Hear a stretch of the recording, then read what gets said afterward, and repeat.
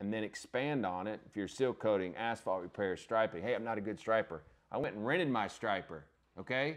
I rented my striper, and I can't tell you how many times I screwed up, but I rented it, and I went down. Nobody knew that I rented it, but I did. My first asphalt, I mean, you guys hear me talk about it. It was in a bag. I bought asphalt in a bag from Home Depot. Took my truck and a plate compactor by hand, filled it in the hole, rolled over it with my truck tire, compacted it in. The customer was ecstatic. He didn't say, Blake, how'd you do it?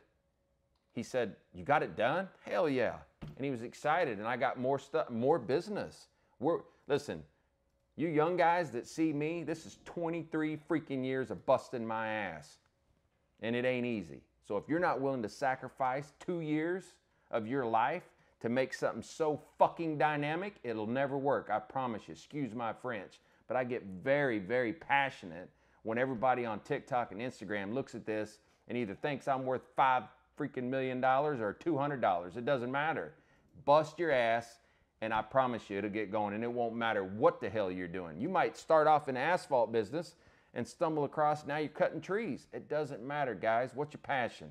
What is it that you want to do? And stick your heart to it and give it hell and kick somebody's ass.